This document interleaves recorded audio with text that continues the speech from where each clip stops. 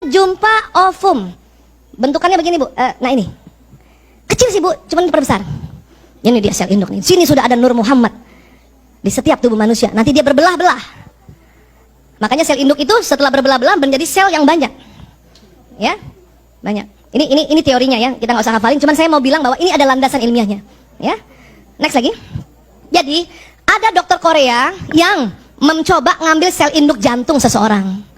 Ya, ini jantung orang udah mau rusak, diambil sel induknya. Ya, lewat sum-sum tulang belakang. Itu susah banget loh, Bu.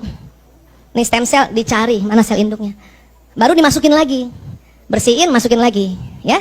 Sehingga jantung yang selnya rusak jadi bagus. Nah, yang unik adalah, oke, next lagi. Jadi ada sebuah wawancara di Al Jazeera Channel, dokter Korea yang tadi dipertemukan dokter, ya, dokter Raja Arab yang juga orang sufi. Dan mereka berkesimpulan sel induk itulah Nur Muhammad SAW. Ya, jadi ini bukan kata Aisyah ya, Bu. Ini penelitian dari dokter-dokter yang juga sufi. Ya, dan ternyata ngambil sel induk itu sudah ada sejak zaman Ibnu Sina, Avicenna. Paham ya, Bu? Nah, terus ternyata di mana sel induk itu kalau kita mau cari? Ada di plasenta bayi. Makanya sekarang ada budaya plasenta disimpan untuk dijaga stem selnya. Besok-besok yang punya plasenta sakit diambil dari situ. Dan gak cuma punya dia saja, omnya, keluarga adeknya, tantenya, dari ayah, dari ibu juga bisa ambil. Apalagi penyakit autoimun, bisa ambil dari situ. Disimpannya di suhu minus 195,6 derajat untuk menjaga kualitasnya. Namun itu berbayar, Ibu. Yang paling murah 60 juta sampai 300 jutaan, belum biaya tahunan maintenance-nya. Bisa, Bu. Namun memang harus ada ikhtiar dananya. Dan juga kalau diambil masukin ke tubuh tuh sakit. Ya. Makanya ibu-ibu zaman dulu plasentanya ditanam karena nggak tahu. Untung ada sedikit tuh pusatnya, tali pusat. Zaman dulu kan ibu-ibu tali pusat disimpan kan, Bu? Kalau anaknya demam, direndam air hangat, diminumin anaknya kan? Ternyata itu betul. Kemana, Bu, tali pusat anak ibu, Bu? Saya ada, alhamdulillah. Cuman ilmu ini belum punya dulu. Jadi waktu sakit tetap aja dikasih paracetamol. Ibu saya sudah bilang, rendam itu tali pusatnya anakmu. Ibu saya ada orang Makassar kan? Rendam itu tali pusatnya anakmu, kasih minum. Saya nggak paham, kenapa sih? Nah, baru sekarang. Pernah dengar gitu, Bu? Makanya kita nggak boleh ya menentang omongan-omongan orang tua nenek moyang. Terima dulu, kita teliti. Ya.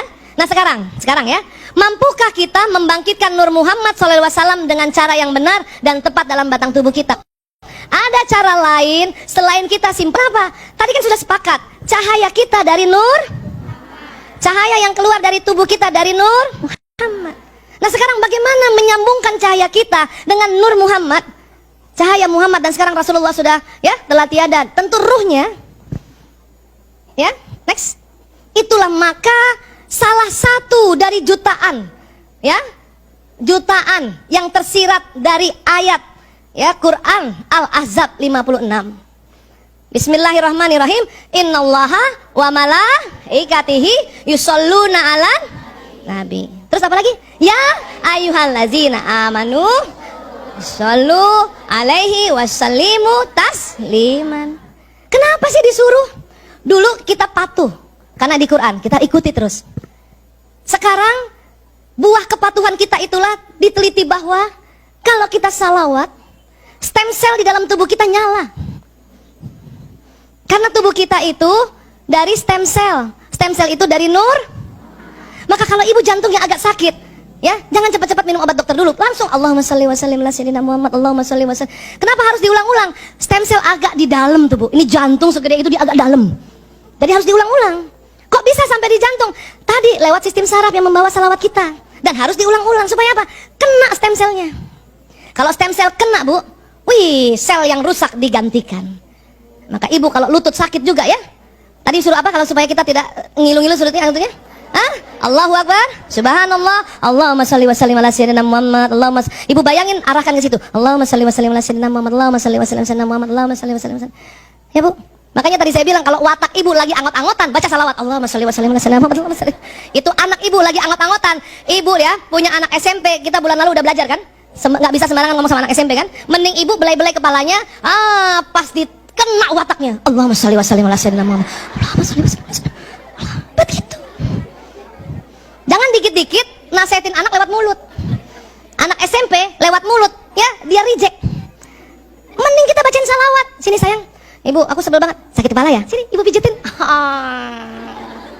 Begitu juga suami kita. Kalau ibu disuruh minta pijet, dia kesempatan. Allahumma sholli wa sallim ala sayyidina Muhammad. Betul. Ya Allah. Ya Allah. Dan selain dia bekerja di tubuh kita, ibu, ya, cahaya kita karena dari Nur Muhammad, cahaya kita kan berpendar kan, yang tugasnya membawa doa, membawa niat. Tapi pada saat ibu Allahumma sholli wa sallim ala sayyidina Muhammad, itu sinyal saya jumpa Rasulullah. Ayo kita salawat, bu. Allahumma sholli wa sallim ala sayyidina Muhammad. Lagi. Allahumma sholli wa sallim ala sayyidina Muhammad. Lagi. Allahumma sholli wa sallim ala sayyidina Muhammad. Ya Allah, ibu, itu stem cell kita semua seneng.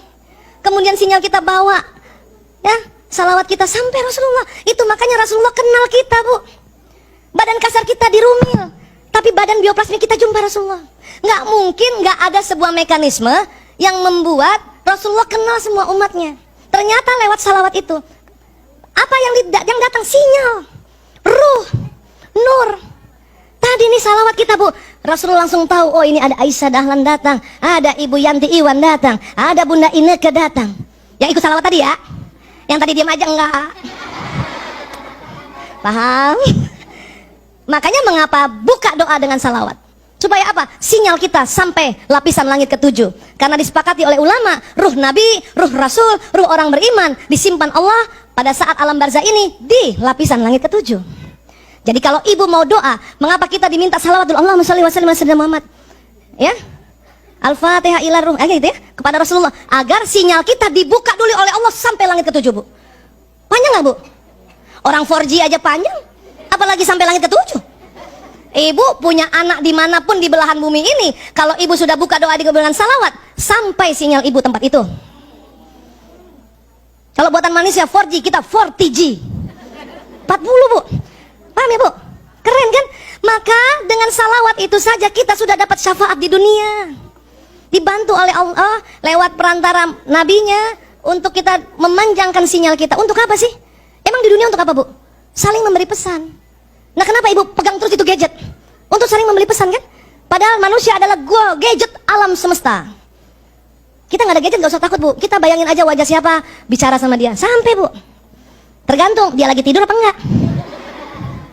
Tapi kalau ibu doain anak atau doain suami, ibu dialog sama suami, ya Allah, sampaikan salam rinduku untuk suamiku. Sebut namanya, bu. Priyanto bin Sismadi bin Parto Dimulyo. Oh, harus panjang. Kalau Priyanto aja ada 1000 Priyanto di dunia ini. Nanti dapat semua kan? Nah, itu, bu, saat itu juga suami kita kalau dalam keadaan rileks, ada kuncinya ya, keadaan rileks, dia terima. Kalau dia keadaan tegang, kadang nggak terima, dia rileks. Tapi nggak usah juga sampai rumah, ayah, rasa nggak tadi aku salamkan rindu? Nggak usah juga begitu. Ngapain sih cek and recheck, kepo banget. Kemudian, ya, makanya banyak sekali hadis-hadis Rasulullah meminta kita bersalawat.